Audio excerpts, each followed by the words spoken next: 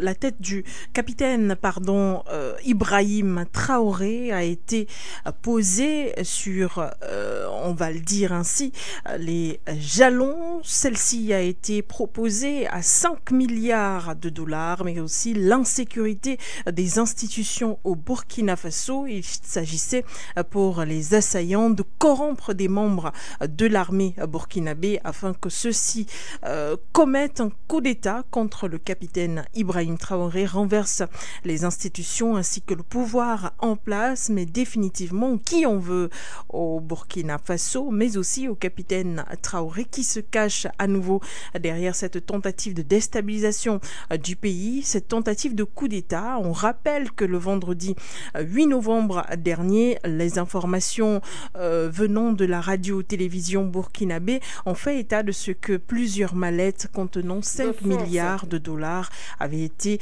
récupérées entre les mains de cet individu qui avait tenté de corrompre des membres de l'armée afin de commettre un coup d'État. Qui se cache derrière cette tentative? On parlera de cela dans cette émission. Nous parlerons également de la présence militaire française sur le territoire africain, particulièrement au Tchad.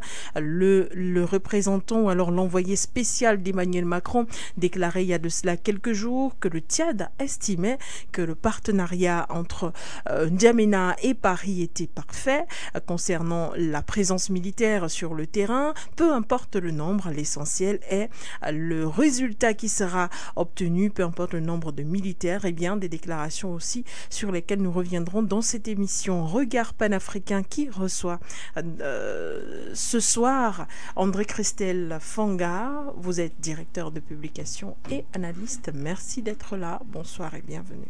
C'est un réel plaisir, Madame Madone Bégoudé, d'être dans vos studios. Parce que il y a de cela quelques jours, vous étiez très alité, donc vous n'avez pas pu être, n'est-ce pas, notre rencontre de lundi. C'est un plaisir que je vous vois en pleine forme et que vous avez repris, n'est-ce pas, avec maestria, le boulot et regard panafricain. C'est pour moi un réel plaisir aussi d'être dans vos studios parce que l'équipe technique qui travaille d'arrache-pied, n'est-ce pas, pour que nous puissions être vus et entendus, est justement à pied d'œuvre pour que nous puissions faire une très bonne émission. Donc, ils se sentent salués, n'est-ce pas, pour cette dextérité, n'est-ce pas, technique, pour permettre aux auditeurs, aux téléspectateurs, aux Facebookers, aux YouTubeurs et tout, et j'en passe. Tous ceux qui sont sur les plateformes, n'est-ce pas, de For You Media Africa. Donc, mes civilités étant présentées à ces personnes assez importantes, maintenant, laissez-moi saluer, n'est-ce pas, le président Serge Espoir Matomba, qui travaille d'arrache-pied, n'est-ce pas, pour le bien-être, n'est-ce pas, d'une bonne catégorie de jeunes, pour son pays, pour l'Afrique, avec, n'est-ce pas, les différentes rencontres, l'épanouissement, n'est-ce pas, des relations entre certains pays africains et, n'est-ce pas, et les pays les plus importants dans le monde aujourd'hui. Bon, citons la Russie pour ne pas, n'est-ce pas, être cachotier. Vous voyez que les relations entre le Cameroun, l'Afrique et tous les autres pays au niveau de la Russie aujourd'hui sont en train d'aller grandissantes et For You Media est en train de faire un travail accéléré, un travail extrêmement important grâce à ce visionnaire-là, M. Serge Espoir Matomba. Donc, qu'ils se sentent salués et appréciés et féliciter encore cette dynamique équipe, n'est-ce pas, qui travaille pour justement amener For You au niveau où il est aujourd'hui. Donc, c'est un plaisir, Madame Madone Bégoudé, d'être là, d'être en studio et de répondre fièrement aux questions que vous allez aimablement me poser. Surtout que les auditeurs, les Facebookers, les YouTubers, les téléspectateurs attendent justement qu'ils se sentent aussi grandement salués, n'est-ce pas, tous ceux qui nous suivre actuellement. Merci Monsieur Fonga, c'est aussi un plaisir de vous retrouver après avoir manqué justement pour des raisons que vous avez évoquées, mais il m'a semblé que vous aviez dérogé à votre habitude justement dans vos salutations, mais bon, on ne va pas revenir là-dessus. Oui. André Christelle Fonga, merci d'être là, bienvenue. On démarre les échanges juste après cette transition.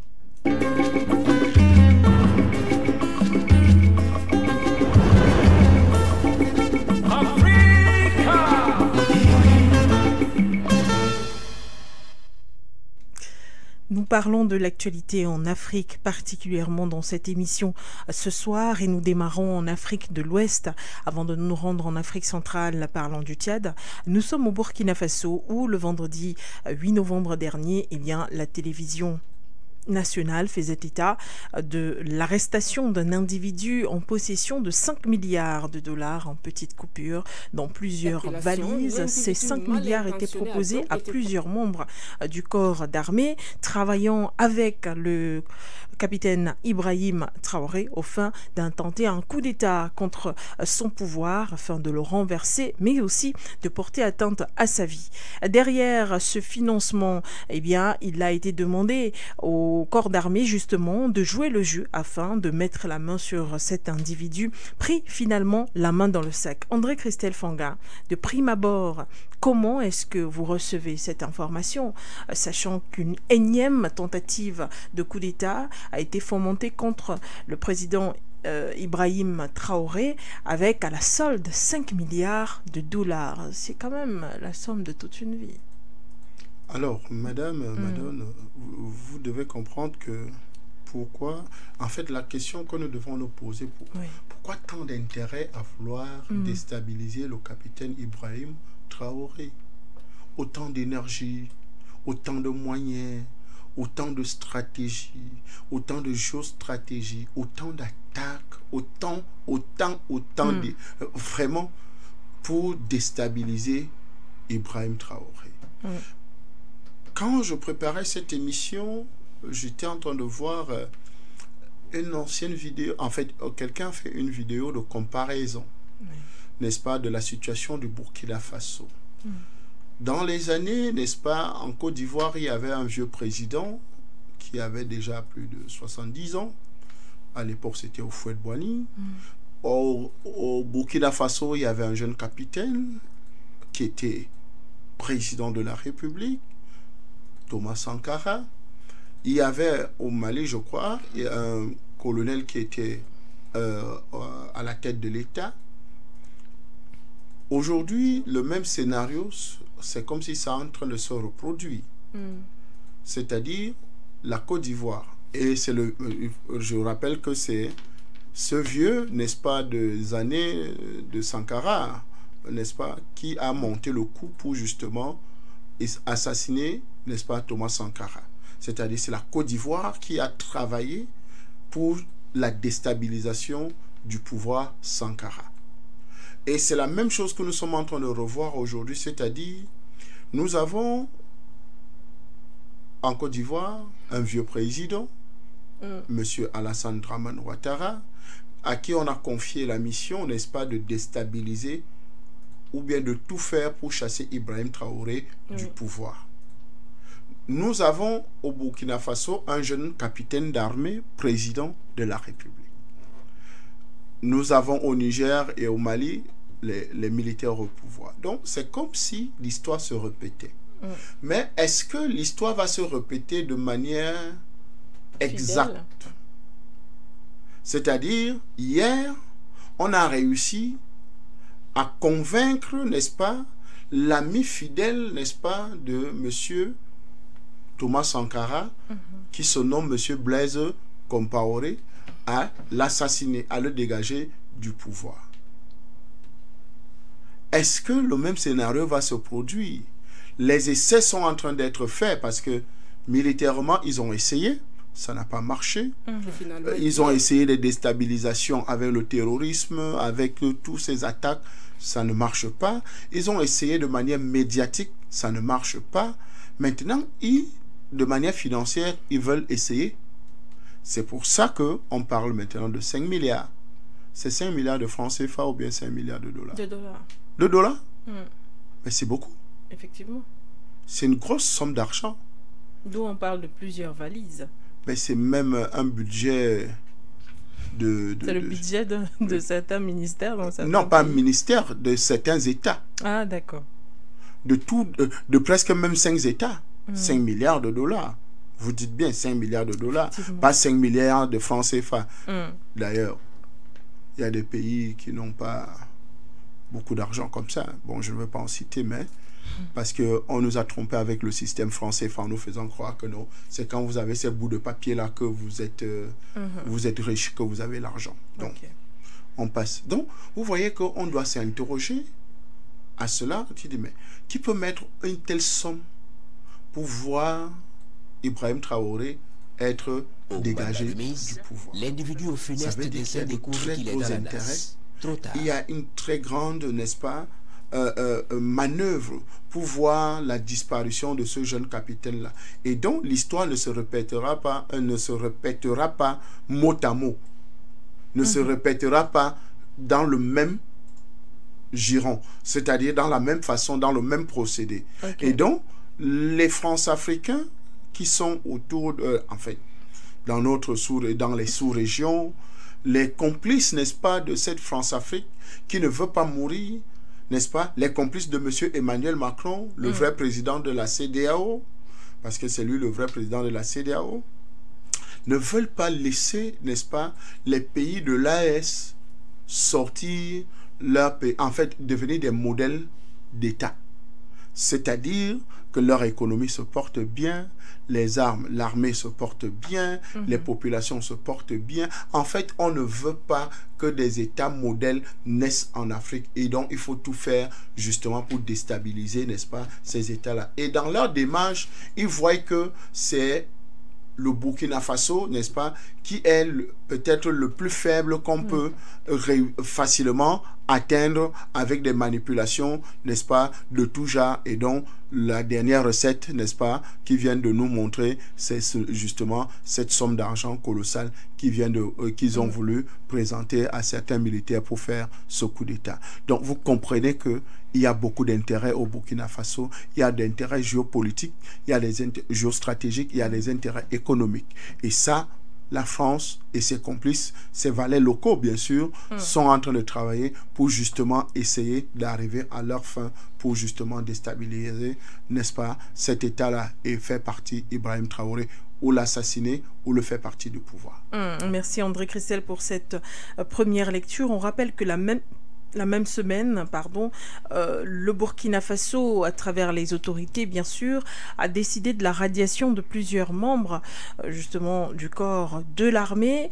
Et parmi ces membres, il y avait l'ancien lieutenant-colonel Sandaogo Damiba, qui était le président du Burkina Faso avant l'arrivée du président Ibrahim Traoré. Faut-il lier ces différents éléments ensemble quand on sait que cette tentative de déstabilisation avec des dollars à l'appui ou encore à la clé était préparée forcément depuis plusieurs moments quand même? Bien sûr, je pense que si vous dites que ce n'était pas préparé, ça veut dire que on est naïf. Mais il faut comprendre une chose, c'est que la bonne coopération aujourd'hui avec des partenaires fiables ont amené, n'est-ce pas, les services de renseignement, les services de communication, n'est-ce pas, à filtrer beaucoup de choses. Et nous savons tous que ces événements et justement cet argent et ceux qui ont été arrêtés ou bien radiés de l'armée sont justement d'intelligence, n'est-ce pas, avec des forces extérieures pour déstabiliser le pays. Ce n'est pas aujourd'hui que ça a commencé.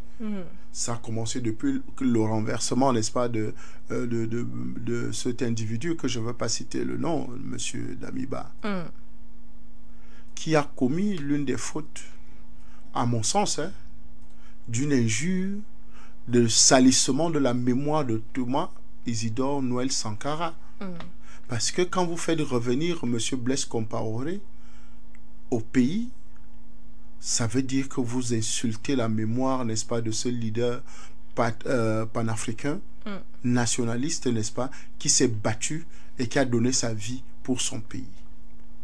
Et donc, quand vous avez des individus comme Damiba qui travaillent tous les jours pour dénigrer, pour essayer, n'est-ce pas, de déstabiliser, n'est-ce pas, le Burkina Faso, le pays des hommes intègres, vous voyez encore que c'est le nom commence à prendre corps sous Ibrahim Traoré, n'est-ce pas, que les hommes sont devenus intègres parce que proposer une telle somme d'argent à des militaires, à des gens qui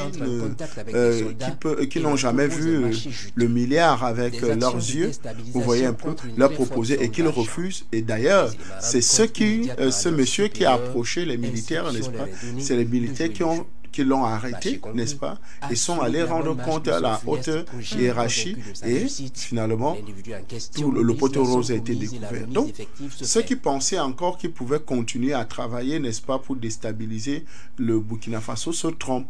Ils se trompent pourquoi? Parce que les réseaux d'Amiba, les réseaux de la France-Afrique dans l'armée, Blaise Compaoré, sont déjà démantelés. Vous voyez un peu, il n'y a plus véritablement d'hommes, n'est-ce pas, assez importants, n'est-ce pas, de ce clan-là au niveau du Burkina Faso.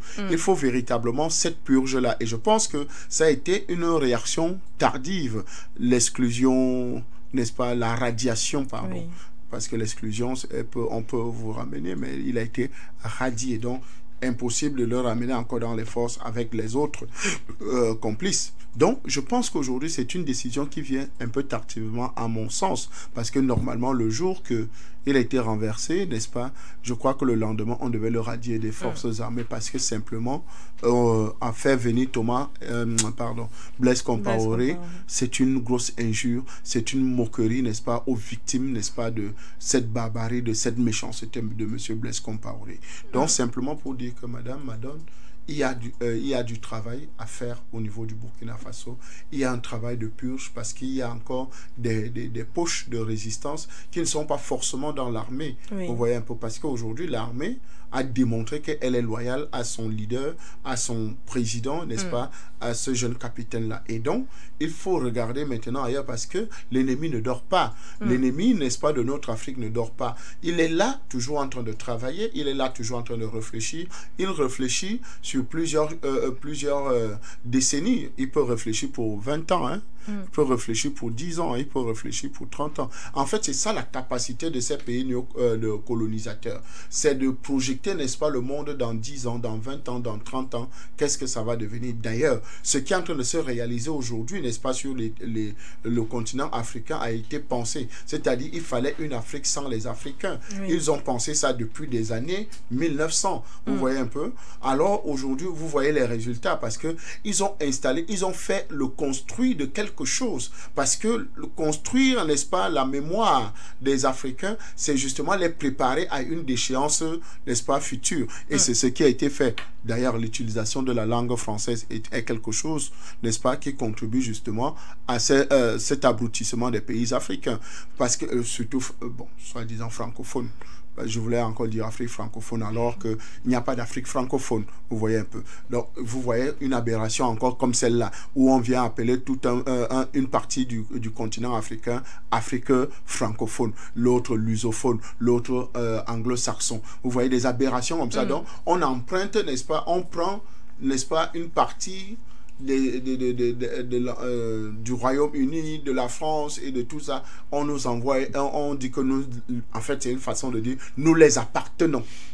Tout ça à cause de l'éducation, à cause, n'est-ce pas, de ce qu'ils nous ont laissé comme héritage colonial. Et c'est pour ça que la plupart des États africains, nous devons nous débarrasser, n'est-ce pas, de l'héritage colonial. Et l'héritage colonial, pour qu'il sorte de notre pensée, c'est-à-dire pour qu'on extirpe ce virus, parce qu'en réalité, c'est un virus qui a planté notre capacité de réflexion, notre capacité d'engagement, notre capacité, n'est-ce pas, de renverser les paradigmes qui ont été installés, n'est-ce pas, sur notre territoire. Des paradigmes comme la monnaie, des paradigmes comme le système économique et financier, des paradigmes, n'est-ce pas, comme l'endettement, les paradigmes comme l'éducation que nous avons aujourd'hui dans nos écoles, le système scolaire, vous voyez un peu, qui ne correspond pas en réalité à notre vécu. Parce que dans notre vécu, finalement, on se posera la question à quoi nous servent les diplômes. Parce qu'avoir des surdiplômés aujourd'hui dans nos différents États, n'est-ce pas, qui n'ont apporté aucun changement. D'ailleurs, même c'est eux la plus grande partie des auteurs de la gabegie, du vol et j'en passe, des détournements de fonds publics en complicité avec leurs amis du FMI et de la Banque mondiale. Donc, vous voyez que quand ce système-là est longtemps installé, vous n'avez que des situations dramatiques qui veulent se produire, que quelqu'un peut porter 5 milliards de dollars pour venir vouloir corrompre, pour justement déstabiliser. La même personne ne peut pas se poser la question que, mais si on me donne 5 milliards de dollars pour déstabiliser un pays, ça veut dire, ou bien une équipe de gestion de l'État, ça veut dire que quelque chose, ça veut dire que le Burkina Faso vaut mieux, pèse plus que les 5 milliards, ça veut dire que il y a quelque chose de, n'est-ce pas, de plus bénéfique en déstabilisant ces gens-là. C'est-à-dire que si quelqu'un peut débourser 5 milliards, laissons même de dollars, 5 milliards de francs CFA, c'est énorme. C'est énorme. Et donc, proposer ça à des militaires qui ont leur salaire, les petits salaires, n'est-ce pas, que vous connaissez chez nous en Afrique, ces salaires qui ne correspondent pas parfois au travail, alors ils ne pouvaient que céder. Mais, heureusement, ils sont tombés sur des militaires, n'est-ce pas, qui ont compris la nécessité du combat panafricain, du combat nationaliste de souveraineté que mène le capitaine Ibrahim Traoré, que vous menez, ce combat que vous menez pour la libération de l'Afrique. André Christelle Fanga, à votre avis, s'agit-il de soutien étranger venant des pays africains, notamment quelques pays voisins, ou alors particulièrement de pays étrangers à l'Afrique, qui n'auraient pas eu besoin d'avoir une courroie à travers un pays voisin, mais qui seraient passés directement par plusieurs individus, parmi lesquels celui qui a été mis aux arrêts? Madame Madone, il faut comprendre que ce pays, il y a d'abord les forces étrangères qui en veulent. En fait, quand je dis les forces étrangères, c'est comme si on ne connaît pas le manipulateur en chef, le marionnettiste en chef, qui est la France et son président Emmanuel Macron. C'est eux qui sont à la manœuvre pour déstabiliser la plupart des États de l'AES. C'est eux qui sont à la manœuvre pour dire que non, la révolution africaine ne doit pas continuer.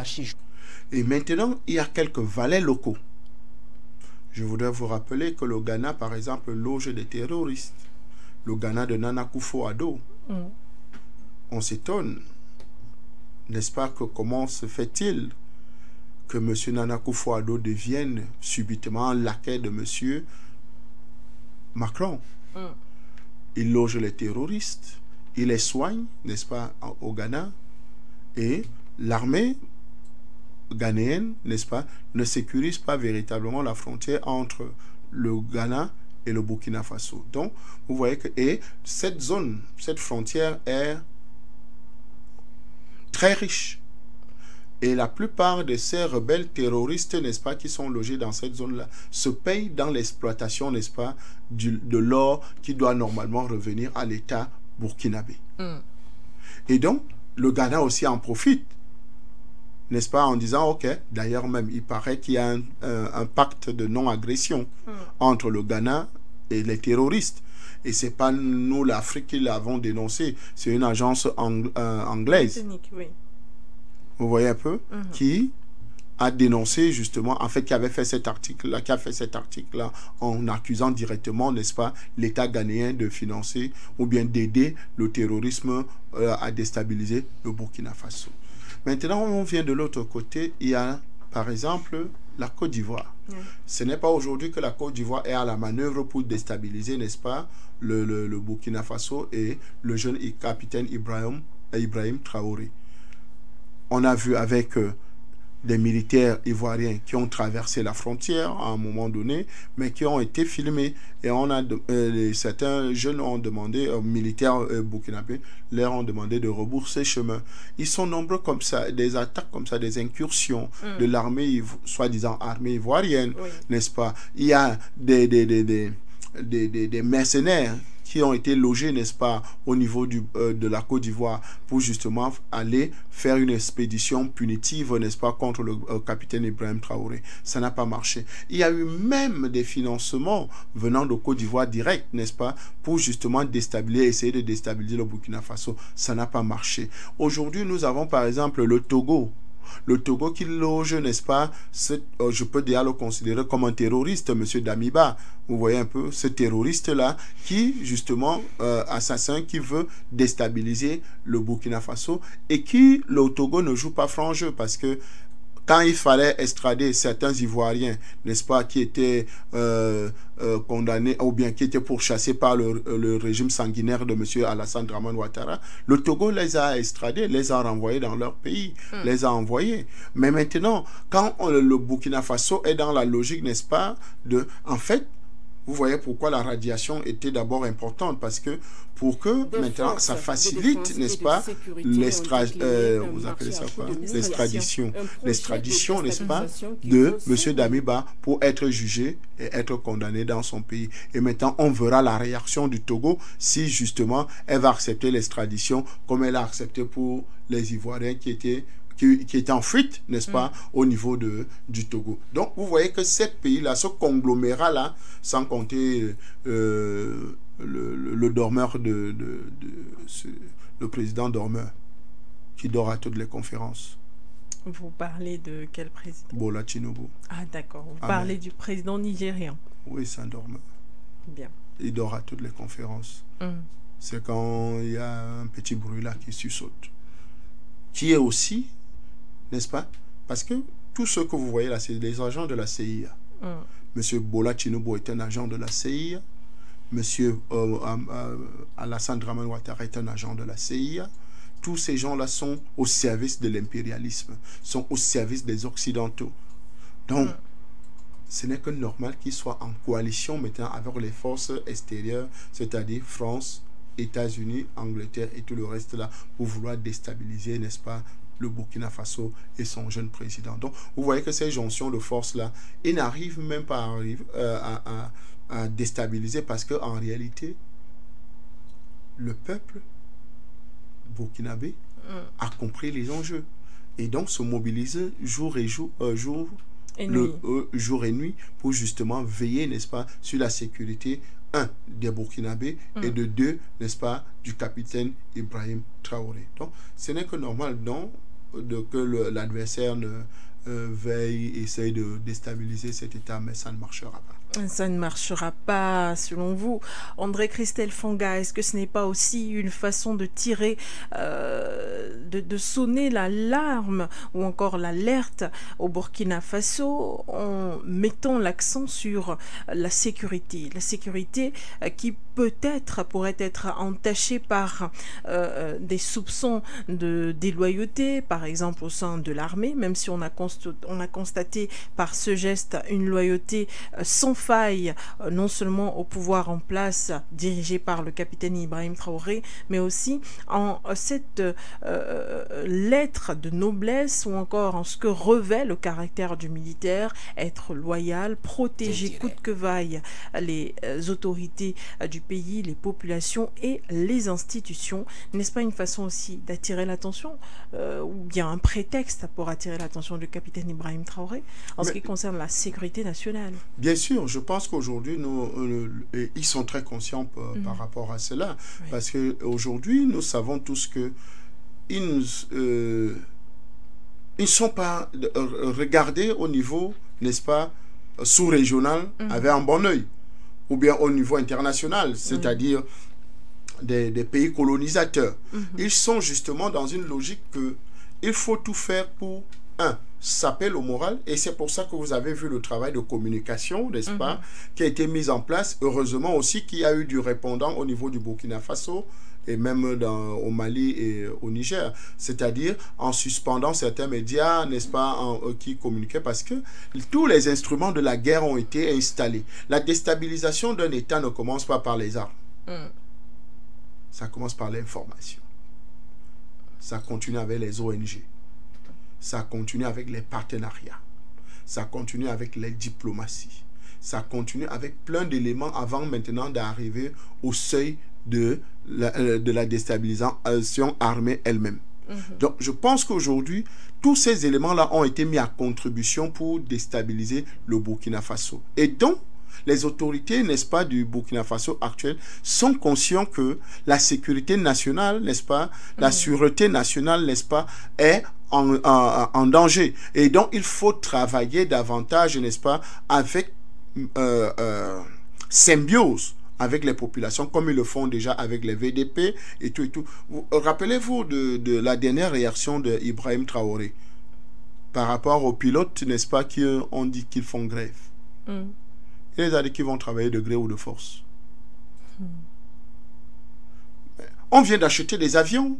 On vient de mettre, n'est-ce pas, des dispositions pour que, n'est-ce pas, le Burkina Faso ne soit plus dernier de la classe en matière d'aviation. Les pilotes décident que non, ils ne vont pas piloter les avions là, ça va rester. Le capitaine Ibrahim Traoré était clair dans ses propos. Ils ont été arrêtés et ils vont travailler, veulent que vaille. Et ça sera comme ça avec tout le monde qui essayera, n'est-ce pas, de vouloir déstabiliser, n'est-ce pas, parce que c'est une forme de déstabilisation. Vous voyez un peu. Donc, ça fait partie, n'est-ce pas, des éléments de la sûreté et de la sécurité, n'est-ce pas, du Burkina Faso. Donc, vous voyez que tous les éléments sont mis à contribution pour déstabiliser ce jeune État. Donc, ce n'est pas seulement un problème de sécurité, il y a aussi un problème de sûreté, n'est-ce pas? Il y a un problème d'assurance, n'est-ce pas, des populations, parce qu'aujourd'hui, il faut rassurer davantage les populations que le combat qui est en train d'être mené, c'est pour leur bien-être, c'est pour leur avenir, c'est pour leur épanouissement. Et ça, nous pouvons simplement dire que beaucoup de courage, n'est-ce pas, à cette armée-là, parce que tous, justement, sont concernés par cette bataille-là.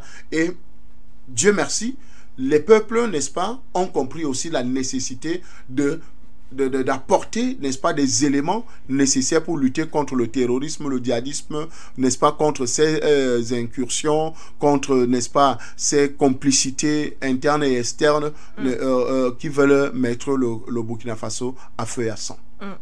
Merci bien André Christelle Fonga. Eh bien, Burkina Faso qui devrait se montrer un peu plus fort d'après vous, avec une information un peu plus forte également et présente à l'intérieur de l'État, au sein même de la nation, afin que la manipulation et la déstabilisation ne passent pas par là, si on a bien compris vos propos. Je voulais ajouter quelque chose.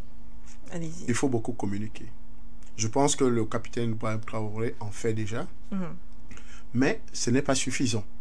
Ce n'est pas suffisant, pourquoi? Parce que là, je vais prêcher pour votre chapelle, pour For You, Africa. Parce qu'il faut davantage que les Africains puissent être imprégnés des réalités, n'est-ce pas, de terrain, des réalités, n'est-ce pas, de ce qui se passe dans les États du Sahel. Il y a des évolutions assez importantes qui se font, et donc ce n'est pas seulement les communications à la télé nationale RTB, je crois. Oui, la RTB. La RTB, c'est-à-dire la radio-télévision du Faso, n'est-ce pas, dans d'autres chaînes privées, n'est-ce pas, qui essayent et tout, et peut-être sur les petites chaînes web et tout, qui essayent. Non, il faut un média, par exemple, comme For You, qui est porteur, n'est-ce pas, de ce combat panafricain aujourd'hui, pour justement irradier,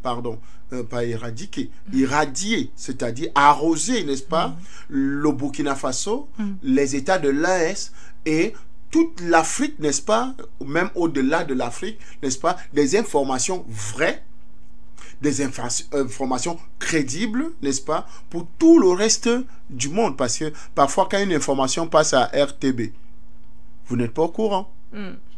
Alors que si vous étiez au courant de cette information, si on avait mis Foroyo en contribution pour dire que relayez-nous le message, n'est-ce pas? Par exemple, ce que nous sommes en train de faire là est d'une importance capitale pour ces populations-là et pour ce pays-là, et pour en davantage à informer d'abord sur l'intégrité, n'est-ce pas, de l'armée Burkina Faso, sur l'intégrité, n'est-ce pas, des populations aujourd'hui, dont réellement le Burkina Faso devient le pays des hommes intègres. Et ça, c'est quelque chose qu'il faut davantage, n'est-ce pas, épiloguer dessus, il faut davantage communiquer dessus pour informer davantage les Africains qu'on peut refuser l'argent. On peut refuser pas seulement l'argent, on peut refuser beaucoup d'argent. Ça a tout son sens. Oui, effectivement. On peut refuser l'argent. Parce qu'on peut vous donner 1000 francs, c'est l'argent. Oui. Mais refuser beaucoup d'argent, ça devient... Il faut avoir un moral. Il faut avoir, n'est-ce pas, un grand amour pour sa patrie pour arriver à ce niveau-là. Même si on peut prendre l'argent et dire qu'on essaye ça casse. Donc, vous voyez que c'est un élément extrêmement important à communiquer dessus. Oui. Et il faut un média aussi fort et aussi puissant, n'est-ce pas, pour justement porter. Heureusement, cet argent va servir maintenant au financement, n'est-ce pas, de l'achat des armes. Bien sûr, c'est une façon, et peut-être ils ont même voulu financer le Burkina Faso. Mais vous voyez, ça parce qu'une forte somme comme celle-là qui a été récupérée et conduite directement, n'est-ce pas, au palais, ça veut dire qu'ils ont donné, n'est-ce pas, encore des éléments pour mieux faire la politique au capitaine Ibrahim Traoré. Et donc, davantage, il doit justement communiquer dessus et davantage, n'est-ce pas, aider, n'est-ce pas, à réaliser des projets pour les populations, n'est-ce pas, burkinabé. Donc, pour simplement dire qu'il faut une dose de communication assez importante, n'est-ce pas, pour davantage dissuader l'ennemi, dissuader, n'est-ce pas, éduquer, n'est-ce pas, les populations locales et donner les bonnes informations aux Africains et au reste du monde.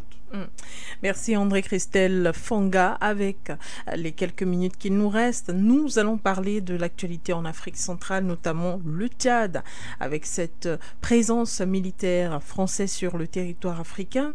Plusieurs pays ont été mentionnés par Jean-Marie Bockel, qui est l'envoyé spécial d'Emmanuel Macron pour les pays africains. On a la Côte d'Ivoire en Afrique de l'Ouest, par exemple, le Gabon et le Tchad pour l'Afrique centrale. Selon l'envoyé spécial d'Emmanuel Macron, les partenaires que sont ces trois pays ne voudraient pas que cesse le partenariat avec la France, ne voudraient pas le départ des bases ou encore des militaires français de leur territoire, ainsi que la fermeture des bases militaires sur leur sol. Le Tchad a été cité et l'actualité a fait réagir plusieurs patriotes tchadiens justement et autres de l'AES par exemple, ou encore d'Afrique centrale, simplement dans d'autres pays, car estimant que le président Mahamat Idriss Déby Itno avait pris une tournure, une tangente qui donnait à croire que celui-ci s'inscrivait maintenant dans la rupture d'avec certains partenariats, certaines formes de chantage, mais ces propos de Jean-Marie Bockel, qui jusqu'ici n'ont pas été démentis, donnent plutôt à penser le contraire. Pensez-vous, André-Christelle Fonga, que le Tchad soit en train de rebrousser chemin dans sa quête pour la souveraineté ou alors reste dans le strictement diplomatiquement correct? C'est le diplomatiquement correct. Monsieur Bockel, je l'ai dit, on ne dit pas à un aîné qu'il est un menteur. Parce que même dans les canaux diplomatiques, un entretien avec un président, surtout en huis clos, reste un huis clos. Jugeons de l'opportunité de la communication de M. Jean-Marie Bockel. Est-ce que, après que vous soyez envoyé par le chef de l'État français, envoyé personnel, pas envoyé spécial, envoyé personnel du président Emmanuel Macron, et que vous ayez des entretiens avec certains chefs d'État, et dont la mission c'était de rencontrer 2 ou 3, 4 ou 5 présidents. Vous en avez rencontré 3. Et que au même instant que vous avez rencontré les trois, vous donnez déjà une interview. Vous donnez déjà votre réaction, sans que vous n'ayez déjà donné le rapport à votre commissionnaire. Ça veut dire que c'était un plan bien ourdi. C'est de la manipulation des consciences des masses, comme la France sait bien le faire. Vous voyez un peu. C'est une stratégie de guerre, de déstabilisation qui a été mise en place. Et donc, je suis sûr que le président tchadien n'aurait pas donné cette assurance à M. Jean-Marie Bockel. C'est-à-dire que non, ils ne se sépareront jamais là-bas. Parce qu'il faut vous rappeler, il faut faire ce rappel. Monsieur le président de la République du Tchad, président en fait, qui était à l'époque, je crois, président de la transition. Président de la transition en ce moment-là. Il y avait des Américains qui étaient sur le territoire tchadien. Une centaine. Qui ont été chassés. Et quand ils ont été chassés, ils ont été remplacés, n'est-ce pas, dans cette position-là par des instructeurs russes. Cette prise de position de Mahamad Idriss, président de la République du Tchad, avant d'être élu même étant président de la transition, quand tout le monde entier avait tourné le dos, la plupart du monde entier, bon, du monde occidental et unipolaire, n'est-ce pas, avait tourné le dos à la Russie, le président du Tchad est allé en Russie. Donc à un moment où tous les bois verts étaient lancés sur la Russie. Donc vous voyez que Monsieur le président de la République du Tchad ne donnerait pas une garantie à Monsieur Jean-Marie Bockel, n'est-ce pas? C'est de l'anticipation. Et c'est même de la distraction en matière de communication. D'ailleurs, je ne vous apprends rien. Vous savez que communiquer, c'est un art. C'est une stratégie. C'est l'un des éléments de la guerre. Parce que la communication fait partie des éléments de la guerre. Et donc, c'est comme dans un combat de boxe. Quand deux boxeurs veulent aller au ring, n'est-ce pas? Chacun dit comment il va mettre l'autre KO. Comment il va le massacrer jusqu'à ce que sa femme ne va pas le reconnaître. Vous voyez un peu? Et tout ça, vous voyez, c'est des échanges. C'est des échanges pour atteindre quoi? Le moral de son adversaire. Pour essayer, n'est-ce pas? Parfois, vous avez même des phrases, n'est-ce pas? Si celui-là avait un problème, il a les problèmes de famille, par exemple, peut-être avec son épouse, ou bien ses enfants, ou bien et tout, vous allez suivre peut-être son adversaire, lui dire, mais, oh, toi, le batteur de femmes, là. Vous voyez peut-être que son adversaire avait peut-être giflé sa femme, ou bien avait eu des bobos avec sa femme. Donc, il le lance ça pour atteindre quoi? Son moral. Pour le déstabiliser moralement. Donc, M. Jean-Marie Bockel est un agent déstabilisateur de l'Afrique. Bon, Ouattara peut dire ça. Ce n'est pas notre problème. Ça entre eux là-bas. Mais, nous n'acceptons pas que les mêmes propos qui ont été attribués, en fait, qu'il a dit que M. Alassane Dramane Ouattara a dit, et que Clotaire Oligui Nguema l'a confirmé, n'est-ce pas?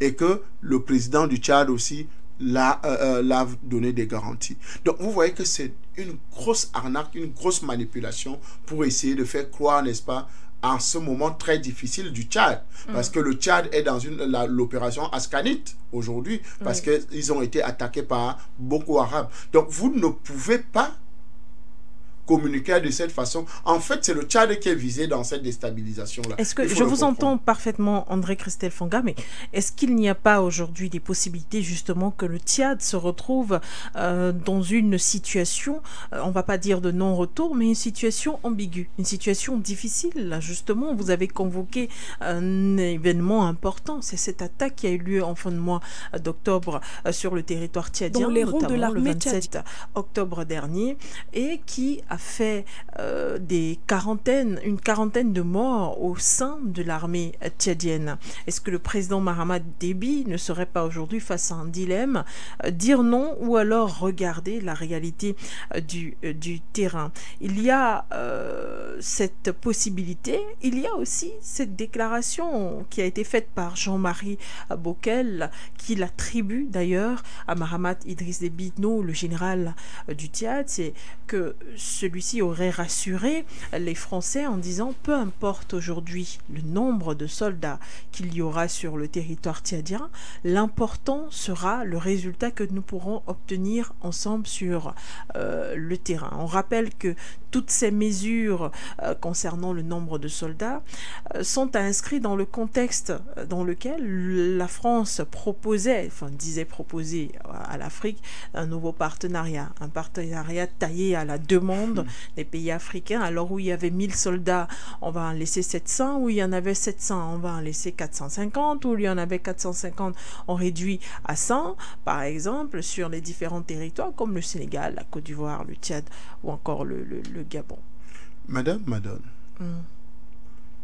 tout ce que la France recherche avec ses envoyés personnels, avec les envoyés personnels, les envoyés spéciaux, les VRP, l'un des VRP, M. Nicolas Sarkozy, qui rencontre le président Paul Biya maintenant, alors que M. Nicolas Sarkozy, après avoir chassé Laurent Gbagbo du pouvoir, après avoir tué Kadhafi, la prochaine cible, c'était le président Paul Biya. Nous le savons tous, c'était bien défini. Mais on est surpris qu'aujourd'hui, ça devient le VRP, n'est-ce pas, de la France auprès du président Paul Biya.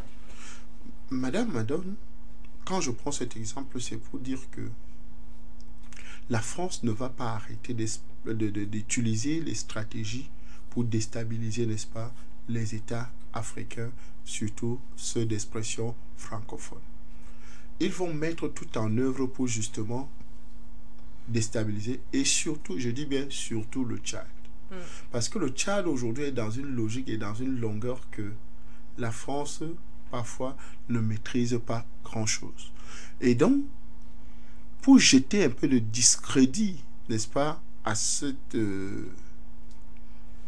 engagement panafricain du général Mahamat, il faut, dans cette communication bancale, mensongère, d'escroquerie, n'est-ce pas, de M. Jean-Marie Bockel, faire croire que le Tchad a fléchi, le Tchad est en accord parfait avec ce que la France a défini comme nouveau partenariat, n'est-ce pas, avec SIA partenariat, bien sûr.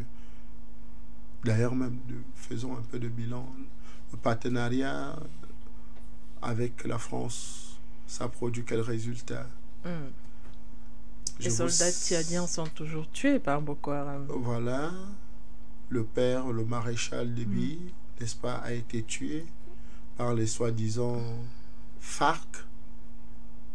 Une colonne de FARC qui sortait, je crois, de la Libye, qui ont réussi à tuer le maréchal. Alors qu'il y a une base militaire assez importante, n'est-ce pas, au niveau du Tchad. Et d'ailleurs, les éléments de la déstabilisation de pays africains se font la plupart des temps dans cette base militaire. Vous avez, d'ailleurs, vous nous avez questionné sur ce sujet-là, sur les 10 mercenaires ukrainiens qui étaient formés justement là, sur la base d'Abéché, n'est-ce pas, au Tchad, pour déstabiliser quel pays? Le Centrafrique, sur la manipulation des drones, parce qu'aujourd'hui, la spécialité des Ukrainiens aujourd'hui, c'est les drones. Mais bon, en fait, c'est ce qu'on dit, que c'est les Ukrainiens. Et je vous l'ai toujours dit, ce n'est pas les Ukrainiens, n'est-ce pas, mais c'est les Américains et les Français qui sont à la manœuvre. Parce que les États-Unis avaient l'une des bases les plus importantes des drones en Afrique et qui se trouvait au Niger. La base d'Agadez qui a été démantelée. Et tous ces drones sont allés où? tous ces instructeurs, n'est-ce pas, tous ces manipulateurs de drones sont partis où? C'est eux qu'on a essayé, n'est-ce pas, de dissimuler un peu de partout. On envoie un peu au Tchad, n'est-ce pas, sous le prétexte que non, c'est des mercenaires ukrainiens. On envoie un peu au nord du Mali, là-bas à Tenzouaten, n'est-ce pas, pour aller commettre quelques exactions, comme on a vu là, en mettant sur le dos, n'est-ce pas, des Ukrainiens. En fait, l'Ukraine aujourd'hui est devenue, n'est-ce pas, cet agneau qu'on a habillé avec la peau de loup, faisant croire que non, c'est lui le méchant loup. C'est lui le méchant loup. C'est lui qui essaie de poursuivre, n'est-ce pas, la Fédération de Russie partout où il se trouve, n'est-ce pas, sur le territoire africain. Donc, vous voyez que la stratégie ne change pas. Ils sont là, ils continuent à travailler et continuent à manœuvrer. Et donc, nous les Africains et surtout le Tchad, nous devons être prudents avec cette logique, avec cette nouvelle vision, n'est-ce pas, de la France sur le continent, parce qu'ils vont multiplier, n'est-ce pas, les stratégies de déstabilisation. Et la communication fait justement partie. Parce que je repose encore la question, malgré que c'est vous qui posez les questions ici, n'est-ce pas, quelle était l'opportunité de la communication de Jean-Marie Bockel avec une mission qui n'était pas encore achevée? Pour vous, était-ce aussi un moyen de pression sur ces différents États? Ben, c'est un moyen de pression, c'est un moyen de déstabilisation même. Parce que dire que c'est un moyen de pression, c'est faible. C'est un moyen de déstabilisation. Parce que, imaginez-vous, attaque de Boko Haram, direct 40 morts, n'est-ce pas? Les Tchadiens sont fâchés, ils veulent la sécurité. Les législatives sont en préparation au niveau du Tchad. Vous voyez un peu. Il y a les soi-disant mercenaires français, ukrainiens qui sont logés dans une base française. Et dire aujourd'hui que à tous les Africains qui sont déjà conscients, n'est-ce pas, que le plus grand danger, n'est-ce pas, de nos États, c'est justement la présence des bases militaires étrangères sur notre territoire, et dire que le chef de l'État, que nous pensons qu'il est panafricain, n'est-ce pas, dit que non, lui, il ne peut pas se séparer, n'est-ce pas, des bases françaises. Vous ne voyez pas que c'est de la déstabilisation, vous ne voyez pas que c'est une stratégie, n'est-ce pas, de vouloir créer des problèmes au Tchad. C'est simplement de la manipulation, et ça, nous ne pouvons pas laisser cela passer. C'est une communication bancale, c'est une communication attentatoire, c'est une communication, n'est-ce pas, déstabilisatrice, c'est une communication, n'est-ce pas, même très hasardeuse. Bon, très hasardeuse, c'est comme si c'était fait au hasard. Non, c'était stratégique pour justement mettre en mal l'État tchadien, parce que c'est le seul État actuel qui est dans cette posture-là aujourd'hui, qui est dans Gabon? Alors bon, le Gabon, c'est que c'est ami. C'est un pays ami. Le Gabon qui prépare son référendum constitutionnel a peut-être besoin de soutien financier aussi et ne voudrait pas fâcher le partenaire français pour Mais éviter écoutez, il y a d'abord eu quoi au Gabon? Oui. Il n'y a rien au Gabon. Parce que de tout ce que nous parlons là, l'élément central, en fait, les éléments centraux que nous pensons pour notre révolution en Afrique sont encore sur place. N'oublions pas qu'il y aura désormais une école, une grande école de formation militaire française sur le territoire gabonais. En dehors de la base militaire.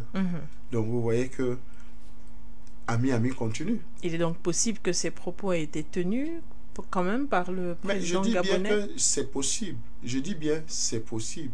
Et c'est même très vrai. C'est-à-dire que Oligui Nguema est ami de la France. D'ailleurs, c'est un coup d'État qui a été préparé par la France. Ouattara peut dire la même chose. Donc, que pour eux, c'est mieux même de renforcer le partenariat. C'est mieux qu'ils soient toujours là. Parce qu'il faut comprendre une chose. Ouattara a besoin aujourd'hui du soutien français. Parce que le 4e mandat risque d'être très compliqué pour lui. Parce que tout le monde a pris conscience que c'était une aberration de le porter au pouvoir et de le laisser prospérer au pouvoir. Aujourd'hui, ils constatent eux-mêmes, et la France elle-même est en train de travailler pour justement mettre hors d'état de nuire, n'est-ce pas, monsieur Alassane Dramane Ouattara. Et vous avez compris. C'est pour ça que je vous dis que c'est une mauvaise communication. En fait, c'est une communication attentatoire. Ça, c'est Jean-Marie Bockel qui le fait auprès des chefs d'État. Vous avez suivi la communication de monsieur Bourgi? Qu'est-ce qu'il a dit? Il a dit beaucoup de choses sur la Côte d'Ivoire. Effectivement. Sur Alassane Dramane Ouattara, sur monsieur le président Laurent Gbagbo. Vous voyez que ça refait l'objet d'un débat, d'une communication, d'une stratégie de déstabilisation. Et c'est un article qui annonce que non, la France a envoyé M. Nicolas Sarkozy pour aller négocier, n'est-ce pas, avec M. Alassane Dramane Ouattara, qui ne se présente plus aux élections, qui quitte le pouvoir. Et ça n'a pas duré. Une semaine après, M. Alassane Dramane Ouattara va en séjour privé en France. Après ça, il y a une communication de Jean-Marie Bockel qui nous annonce que non, la Côte d'Ivoire, le Gabon et le Tchad ne veulent pas du départ des militaires bases françaises. Alors vous ne voyez en rien là une stratégie. Donc je pense que allumons nos cerveaux, comme aiment bien souvent dire certaines personnes, allumons nos cerveaux pour mieux comprendre, pour essayer de comprendre. Et c'est pour ça que je vous conseille de suivre, n'est-ce pas, des émissions comme Regard Panafricain pour davantage vous éclairer, n'est-ce pas, sur les stratégies, n'est-ce pas, de manipulation de la France. Et donc vous voyez, quand vous voyez ce trio là, Jean-Marie Bockel, Nicolas Sarkozy, son prénom c'est encore qu'il a Bourgi là. Bon. Robert Bourgi. Faire des déclarations.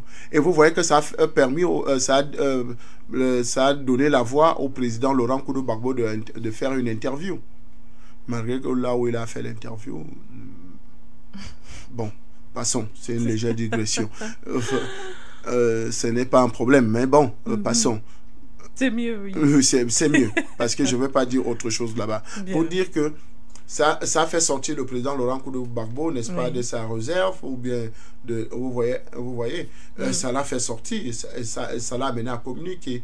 Bon, les autres n'ont pas communiqué, mais les autres sont en train ont engagé une démarche, n'est-ce pas, de négociation. Par exemple, Ouattara est dans les négociations aujourd'hui parce que la France ayant déjà choisi son candidat au niveau, n'est-ce pas, de la Côte d'Ivoire, qui s'appelle M. Tidjane Thiam, qui est un autre pion, n'est-ce pas, de cette France-Afrique-là. Et donc, qui est d'ailleurs dans une forte campagne déjà. Exactement. Donc, vous voyez que tout est préparé à l'avance. C'est pour ça que nous, les Africains, nous devons beaucoup lire. Nous devons beaucoup voir les choses intéressantes, n'est-ce pas? Nous devons utiliser, n'est-ce pas, des éléments de communication pour justement permettre à nos États ou bien à nos populations de mieux comprendre les enjeux du monde, n'est-ce pas, qui a à venir. Parce qu'aujourd'hui, l'Europe, par exemple, les États sont déjà, vous appelez ça quoi, l'intelligence artificielle. Vous voyez un peu, les machines réfléchissent même déjà pour eux. Donc, ils ont dépassé l'étape de la réflexion humaine pour mettre, n'est-ce pas, l'intelligence artificielle, n'est-ce pas, en marche. Et c'est dans cet état-là, vous appelez ça quoi, l'intelligence artificielle, ils ont déjà préparé les stratégies, n'est-ce pas, pour justement déstabiliser la plupart de nos États. Donc, c'est à nous maintenant d'être conscients que les enjeux, demain sera dangereux. Nous mourrons, n'est-ce pas, comme les porcs épics si nous décidons, n'est-ce pas, d'aller chacun de son côté.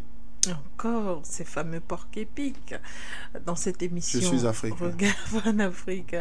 Merci André Christelle Forga. J'ai expliqué la stratégie des porcs épiques la dernière fois. La semaine dernière. La semaine dernière. Et j'ai encore ajouté notre stratégie encore. N'est-ce pas qu'il faut bannir de la stratégie des plaies et des cuillères et des fourchettes. Vous connaissez la stratégie des plaies et des fourchettes? Expliquez. C'est la stratégie de déstabilisation, de division dans les familles. La preuve en est, quand on dispose les plats sur la table, n'est-ce pas, on demande à chacun de se servir. Parce que dans nos us et coutumes, dans nos ménages à l'époque... Tout le monde mange à table au même moment, dans le même plat. Dans le même plat, et avec les mains. Et cette chaleur, n'est-ce pas, ça consolidait la famille. Mais maintenant, comme il fallait déstabiliser la stratégie machiavélique, n'est-ce pas, qui est de diviser pour mieux régner, c'est pour ça qu'on a créé le plat, on a créé la fourchette, on a créé, n'est-ce pas, sous le prétexte de la modernité, la modernisation, en fait, de l'ascension sociale. Vous voyez un peu, on nous a fait croire que non, manger avec une cuillère, une fourchette, et tout, un plat, ça, non. C'est en fait, c'est les moments de... D'ailleurs, la preuve en est, quand l'autre, on a servi l'autre beaucoup, ou bien l'autre s'est servi beaucoup, il verra son frère comme son adversaire. Vous voyez un peu? Parce que quand vous vous servez, chacun veut remplir son ventre. Et donc, se sert la quantité qu'il peut manger. Et donc, l'autre envoie l'autre comme un adversaire, comme lui prend beaucoup plus que moi. Et ça commence à créer des divisions. De manière psychologique, n'est-ce pas, dans le subconscient, ça commence à s'enregistrer et ça met déjà, ok, on va voir. Et on va voir là, c'est demain la guerre qui se prépare comme ça dans la maison. Alors qu'en réalité, si on avait servi tout le monde dans le même plat, ou bien dans le même combo, comme le même plateau, alors, comme à l'habitude, on mange, on se rassasie, en fait, parfois même on se cogne les mains dans les assiettes, dans l'assiette, vous voyez un peu. C'est pour ça que chez nous en Afrique, on dit que vous allez souvent au village, vous connaissez les tables où on pose les macocottes, les assiettes, ils disent ils peuvent se cogner sur la même table, ils peuvent se cogner sur la table, mais ils restent là. Personne ne quitte. C'est ça l'Afrique. C'est ça aussi notre stratégie. On peut avoir des divergences, mais nous devons marcher ensemble. Et si je pense que c'est le plus grand conseil que nous devons donner aux Africains aujourd'hui, nous devons tout faire pour marcher ensemble, s'unir. Et je crois que le doyen, le patriarche Parfait-Ndom sera très content par rapport à son projet de politique qui est de dire que l'unité, n'est-ce pas, politique africaine, l'unité, n'est-ce pas, des Africains. Et je pense que c'est le projet des pères fondateurs, n'est-ce pas, du panafricanisme du 21e siècle, il faut le dire. C'est parce que 1960, les Kwame Nkrumah, Oumiobe et tout le reste, c'était leur pensée de faire, n'est-ce pas, les États-Unis, bon, pas les États-Unis, je n'aime pas trop prononcer pas les États-Unis, en fait, les États africains, n'est-ce pas, ou bien un État africain, n'est-ce pas, c'était ça le projet, n'est-ce pas, du bloc de Casablanca, c'est-à-dire des Kwame Nkrumah, Sékou Touré et tout le reste qui voulaient justement créer, n'est-ce pas, une fédération africaine, des États africains, et non l'Union ou bien l'OUA qui a été finalement créée, qui est une organisation qui ne vaut absolument rien. Et nous profitons pour saluer celui qui dirige cette organisation-là. Merci. Et vous savez pourquoi on le salue? Pourquoi? C'est un Tchadien. Ah, vous parlez du président de la commission? Oui. Moussa Faki Mahamat, qui est un autre France-africain. Et qui veut davantage, qui ne veut pas créer, n'est-ce pas, cette révolution que nous avons besoin de tous. Merci. Merci à vous, André Christelle Fanga. Eh bien, vous avez partagé avec nous votre expertise, vos analyses et votre disponibilité. Nous vous disons merci et nous vous donnons rendez-vous sur nos antennes dans d'autres émissions, pourquoi pas, mais aussi pour Regard Panafricain lundi prochain. André Christelle Fanga, à très bientôt. À très bientôt, Madame Madone, et portez-vous bien, soignez-vous bien aussi, prenez aussi du repos. Trop de travail, il faut se reposer aussi. Merci. Je plaide pour vous en direct pour que le PDG, n'est-ce pas, ou bien la directrice puisse vous donner des jours de congé. Merci, surtout des congés payés. Ah oui, très important.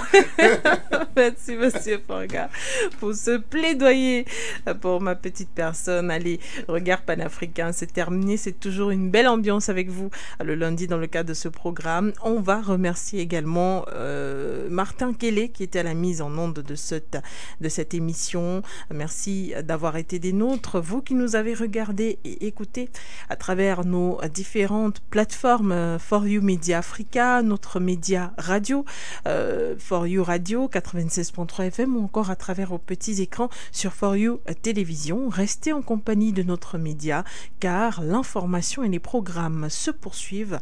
Au revoir, N'Djamena.